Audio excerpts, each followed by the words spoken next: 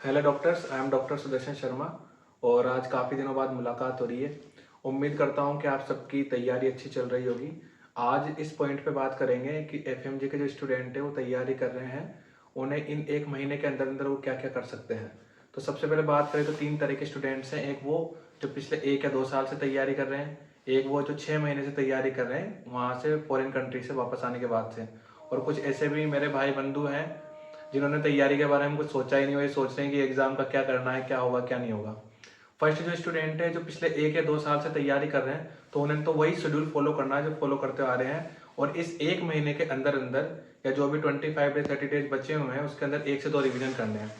Schedule या फिर जो प्लानिंग है वो आप आपके अकॉर्डिंग ही मेंटेन करोगे, क्योंकि हर किसी का सब्जेक्ट को रिवाइज करने का तरीका अलग अलग होता है कि कौन किस सब्जेक्ट को कितने दिन में रिवाइज कर पाएगा। प्लानिंग और स्ट्रेटेजी उन लोगों के लिए होती है जिनको कुछ पता ही नहीं है। जो पिछले काफी दिनों से तैयारी कर रहे हैं उनके लिए किसी तरह की कोई प्लानिंग स्ट्रेटेजी की जरूरत नहीं होती है। दूसरी बात हम करते हैं कि जो 6 महीने से तैयारी कर रहे हैं उनका क्या हो सकता है। जो 6 महीने से प्लानिंग जिन्होंने जिन्होंने तैयारी स्टार्ट कर रखी है उनके पास कोचिंग द्वारा दी गई होगी प्लानिंग होगी, तो बस उसी को फॉलो करना है। सब्जेक्ट वाइज जो टेस्ट चल रहे हैं वो देना है और अपने रिवीजन पे फोकस करना है। जितनी ज़्यादा बार आप रिवीजन कर सकते हो इन 25 डेज के अंदर। थर्ड वो स्टूडेंट्स आते हैं जिन्होंने तैयारी स्टार्ट ही नहीं की, जिनका ये है कि यार एक हिट एंड ट्रायल कर लेते हैं, अगर हो जाएगा तो ठीक है, नहीं होगा तो कोई दिक्कत नहीं है। तो उन स्टूडेंट को या तो हिट एंड ट्रायल करके आंख बंद करके भगवान का नाम लेके एग्जाम दे देना चाहिए, और या फिर उन्हें ज़्यादा ज़्यादा एक जो एफएमजी सॉल्यूशन है उस एफएमजी सॉल्यूशन की बुक को रट लेना चाहिए। जो भी इसके क्वेश्चन है, जो उसकी एक्सप्लेनेशन है, और उसके साथ साथ में जो 25 क्वेश्चंस वाली जो सीरीज चलती है यूट्यूब पे उसको देख के अपना काम कर लेना चाहिए। पहली बात ये कर लेते हैं कि जो 6 महीने से जो तैयारी कर रहे हैं, जिनको कोचिंग इंस्टीट्यूट द्वारा पढ़ाया जा रहा है, उन स्टूडेंट का एक बेनिफिट ये है कि उनको वर्क बुक दी गई है। तो वर्क बुक में ज़्यादा से ज़्यादा 200 पेज रहते हैं, मैक्सिमम 250 किसी भी मेजर सब्जेक्ट के लिए। तो वो अपनी इस सब्जेक्ट को आराम से कम दिनों के अंदर, कम से कम टाइम के अंदर आराम से तैयार कर सकते हैं। तो वो वर्क बुक पे फोकस करें, साथ साथ में अगर जो एलआरआर सेशंस आ रहे हैं उनको टाइम निकाल कर उन्हें देखने की कोशिश करें, और जो क्वेश्चन प्रैक्टिस है वो तो कंटिन्यू रहेगी।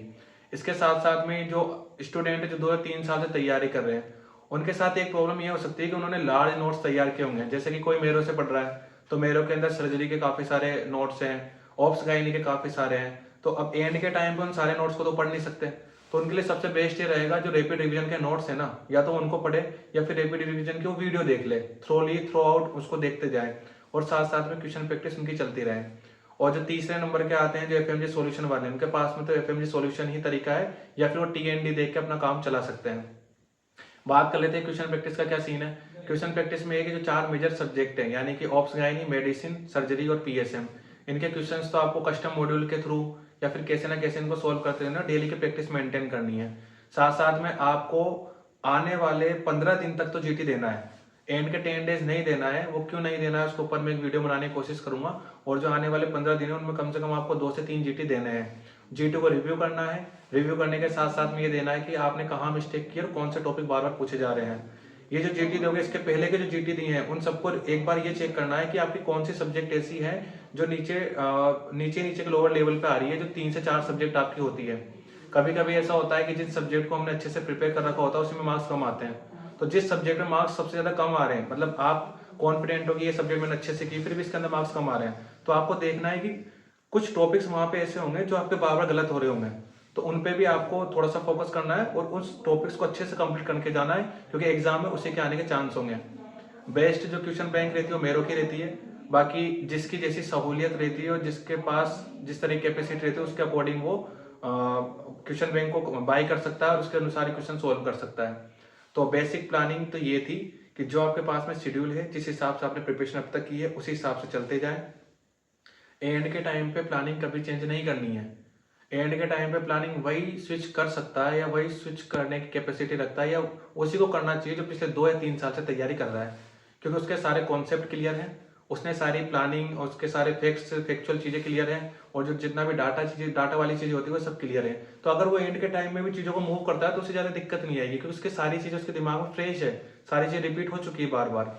लेकिन अगर मान लो कोई पर्सन है जिसने अभी तैयारी करना स्टार्ट किया, 6 मंथ हुआ है, और वो अपनी प्लानिंग को चेंज कर रहा है, अपनी टेक्टिक्स को चेंज कर रहा है, तो इसका मतलब ये है कि उसके पहले तो पुराने कॉन्सेप्ट ही ले हुए हैं, ऊपर से वो नई फ्रेश फ्रेश चीजें पढ़ रहा है, फ्रेश की तरफ जा रहा है, तो पुरानी चीजें भूल जाएगा।